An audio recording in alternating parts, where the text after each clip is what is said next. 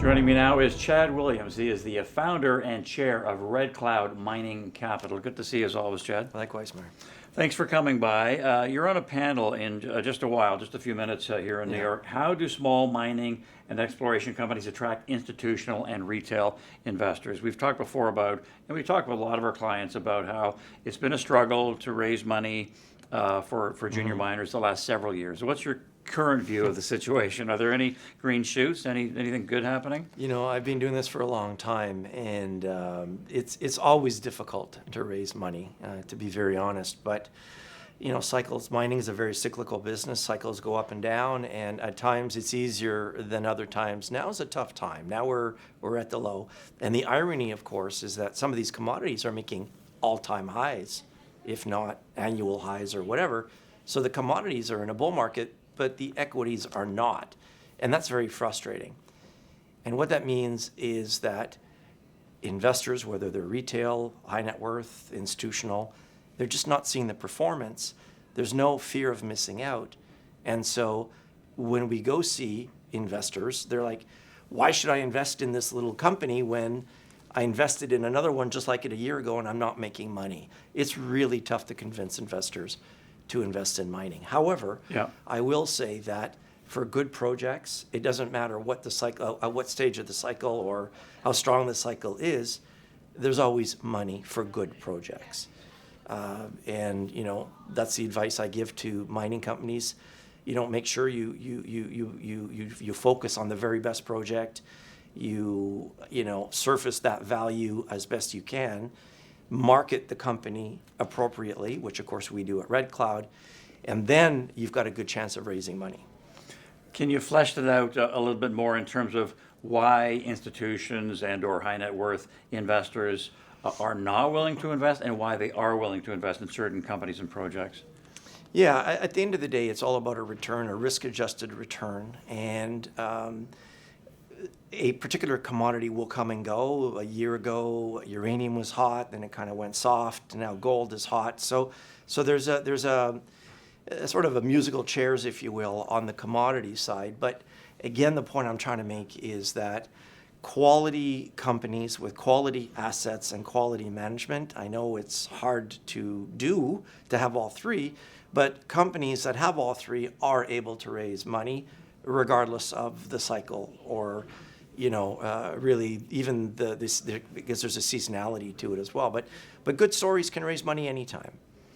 As far as the global uncertainty essentially unleashed by the White House, we are here in New York and they're hosting us, but I mean, that's the case. Yeah. You can't deny that. So is that helping or hindering, or not so much helping, is it hindering junior miners in raising capital, or is there such sentiment and support for certain critical minerals projects that can be a favorable environment for some?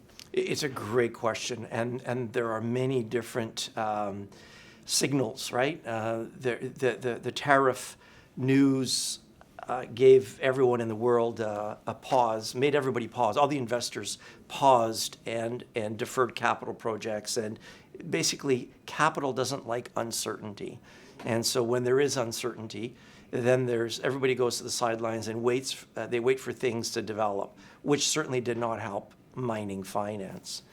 And then, of course, there's global economic malaise. There's wars. There's all kinds of different issues that are affecting the flow of capital. And really, at the end of the day, junior mining is a very marginal, small segment, and we're like a little boat in a storm. And depending on how big the boat is, or the little mining boat, to use that analogy, that basically affects how hard it is for these issuers to raise capital. And you were talking about critical metals or minerals, and there's no doubt the U.S. government is putting a focus on developing the mining business inside the U.S. But the reality is it's government money and it's government bureaucracy, and these things take time. I was at this conference a few years ago, and they said exactly the same thing. And yes, we've seen some investments, and yes, we've seen some news, but the government ship is a big ship, and it takes a long time to move. But I would say, if I had to, a crystal ball, look 3, 4, 5 years ahead, I would say investment in the U.S., in U.S. mining in general, I think that's a very good place to be. Chad, we talked to David Garofalo the other day, the head of Gold Royalty. As you know, legendary miner in Canada. He thinks this dearth of funding for junior miners has been going on for as long as 12 years now. So is it this intractable problem, this secular problem that it's impossible to get out of, or you've been around long enough to know that the cycle always turns at some point? Well, it's funny. What's the saying that history doesn't repeat, but it rhymes, right? So there's always a little different twist to it. I think what we're facing now is, aging demographics. Let's go back 30, 40 years. People were generally more familiar with mining. Now mining is, somebody told me yesterday that last year there were 300 graduates in the entire U.S. that were focused on geosciences, mining engineers, geologists. That's tiny. It's a tiny amount. I was at my daughter's graduation yesterday or a few days ago. There were 1,400 graduates at her school, at one school. The point I'm trying to make is mining is again such a niche, and we need to educate people. I think that if we can show people that they can make money in mining, and we haven't done that, again, I talked about the fear of missing out. It's not there. Why invest in a mining company when I can invest in something else that is moving, whether it's Bitcoin or NVIDIA or whatever? The point being is, I think the cycle, mining is cyclical. And I think everyone in the industry should get that tattooed on our forehead. Mining is cyclical. Because I know when it's down, we all get demoralized. When it's up, we get euphoric. The point, though, is that it will come back, but it'll look a little bit different. The key for us is, as let's call it experts or senior people in the industry, is to figure out where that money is going to flow. Is it going to be uranium? Is it going to be rare earths? Is it going to be developed, projects that are developing? That's a tough one to call, but it is a really, really tough environment for the 3,500 or so public mining companies out there in the world today, and they need experts like us really to help them, find money. Right, and that's where Red Cloud comes in. That's the mission that the Red Cloud helps to fill that funding void. So how would you describe the mission at Red Cloud and how you operate within the marketplace?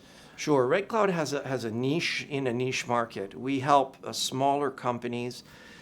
That's our reputation. We are known by institutional investors, by investors generally all over the world, to be able to find good quality stories early. And we do that because we have a process. We have quality analysts. We've got a vetting system in-house. We've got seasoned veterans that know people and they know projects. And so I had one institution a little while ago tell me, they said, it doesn't matter what company Red Cloud brings, I will take a meeting because I know there's a system, there's a vouching process behind, and it's a quality story and it's worth my time. And so now that being said, I just said there are 3,500 mining companies, so not all of them are good. And so Red Cloud focuses on the 5% or less of these qualities that are these companies that are high quality. Remember I said management, good projects and good jurisdictions, that kind of thing. So we're very, very selective. Mm-hmm. Great stuff. Thanks, Chad. Yeah, thank you, Mark. Thanks for coming in. Chad Williams, Chair and Founder at Red Cloud Mining Capital.